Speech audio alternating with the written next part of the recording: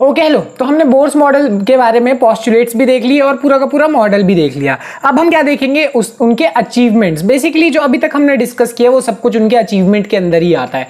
यानी उन्होंने सबसे पहली बात थी क्या कि जो बोर का मॉडल था वो रदरफोर्ड मॉडल के ऊपर इंप्रूवमेंट था। इससे पहले हमने रदरफोर्ड का मॉडल पढ़ा था बोर्स के मॉडल से पहले, और हमने देखा था कि वो मॉडल कोई खराब नहीं था, बट हाँ कुछ बातें थी जो कि वो एक्सप्लेन नहीं कर पाए थे, और उन्हीं चीजों का एक्सप्लेनेशन कौन देने में मतलब सक्षम रहे, कौन, बोर्स मॉडल। तो यही चीज है कि इनके ऊपर इंप्रूवमेंट था, ये एक बहुत बड़ी बात थी। यहां पे जो एनर्जी के बारे में, स्टेबिलिटी के बारे में, यानी जो भी चीजें थी वो नहीं एक्सप्लेन कर पाए थे रदरफोर्ड, वो चीज बोर ने एक्सप्लेन कर दी।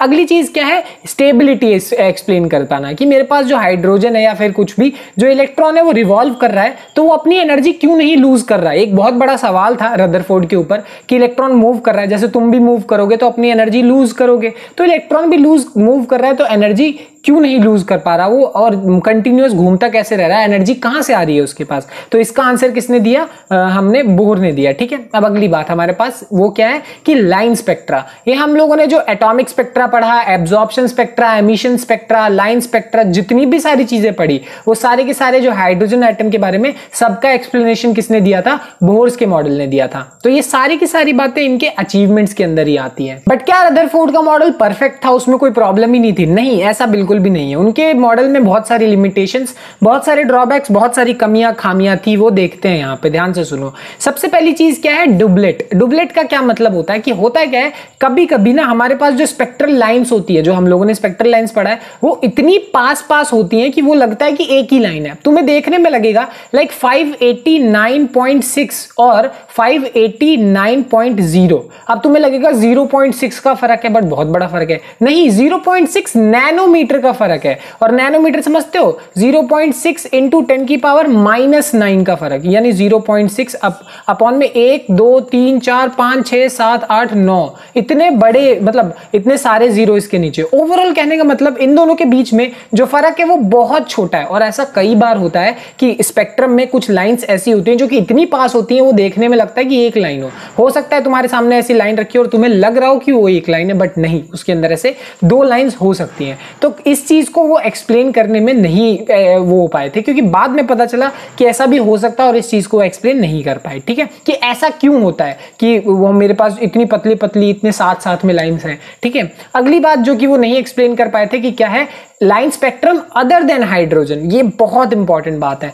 बोर का जितना भी मॉडल है, रेडियस, एनर्जी वगैरह वगैरह, जितनी भी सारी बातें हैं वो सिर्फ और सिर्फ हाइड्रोजन के लिए ठीक है। जो भी बातें हम डिस्कस कर रहे हैं वो हाइड्रोजन के लिए एकदम परफेक्ट है, ओके है, कोई दिक्कत वाली बात नहीं है। बट जैसे ही मैं ये जाता हूं किसी और एटम पे, एग्जाम्पल हीलियम ले लो। अब तुम बोलोगे हीलियम के लिए तो हमने माना था, ध्यान से सुनना, हीलियम के लिए हमने तब माना था जब वो हाइड्रोजन लाइक हो जाए। कहने का मतलब, सोचो वो अपना एक इलेक्ट्रॉन लूज कर दे तो हीलियम क्या हो जाएगा, हीलियम पॉजिटिव हो जाएगा। ठीक है, तब उसके पास भी एक इलेक्ट्रॉन है और वो किसकी तरह है, हाइड्रोजन की तरह है। तो ऐसे केस में हम मान सकते हैं कि हाँ, जो हीलियम है वो हाइड्रोजन जैसा है, और इस केस में हम उसका लाइन स्पेक्ट्रम एक तरीके से एक्सप्लेन कर सकते हैं। बट सोचो उस पे दोनों इलेक्ट्रॉन हो, और अगर हीलियम नहीं पसंद तो सोडियम ले लो। सोडियम के पास 11 इलेक्ट्रॉन है। सोडियम का या फिर किसी दूसरे एलिमेंट का जो लाइन स्पेक्ट्रम है वो चीज एक्सप्लेन नहीं कर पाए थे बोर। तो उनका एक्सप्लेनेशन सिर्फ और सिर्फ हाइड्रोजन और हाइड्रोजन जैसे स्पीशीज तक ही सीमित था, उससे ज्यादा उन्होंने नहीं एक्सप्लेन कर पाए। ठीक है,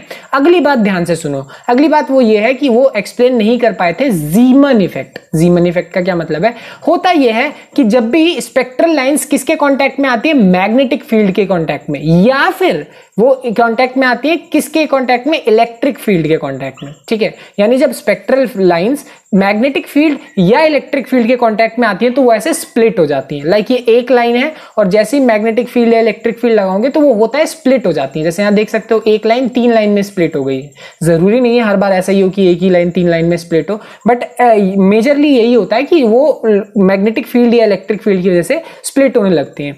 जब वो मैग्नेटिक फील्ड की वजह से स्प्लिट हो रही है उसको हम बोलते हैं ज़ीमन इफेक्ट, और अगर मान लो वो इलेक्ट्रिक फील्ड की वजह से हो रही है तो हम उसको बोलते हैं स्टार्क इफेक्ट। बहुत इंपॉर्टेंट है, हालांकि इसके बारे में बहुत डिटेल में फिलहाल तुम्हें नहीं पढ़ना। सिर्फ इतना समझ लो कि अगर कोई स्पेक्ट्रल लाइन है और वो मैग्नेटिक फील्ड या इलेक्ट्रिक फील्ड के कांटेक्ट में आएगी तो वो स्प्लिट होगी, और अगर वो मैग्नेटिक फील्ड के कांटेक्ट में आके स्प्लिट हो रही है तो उस इफेक्ट को हम नाम देते हैं जीमन इफेक्ट, साइंटिस्ट के नाम पे रखा गया है। और सेम अगर यही चीज इलेक्ट्रिक फील्ड की वजह से हो तो वो उसको बोलेंगे स्टार्क इफेक्ट, ये भी साइंटिस्ट के नाम से दिया गया है। और इस चीज को भी बोहर एक्सप्लेन नहीं कर पाए थे, इसलिए ये भी उनके लिमिटेशन में ही जाता है। अगली बात क्या है? अगली बात यह है कि inability to explain the formation of chemical bonds. अब मुझे पता है कि एटम्स जो है वो साथ साथ में जुड़ के क्या बनाते हैं, केमिकल बॉन्ड बनाते हैं, अलग अलग तरीके के।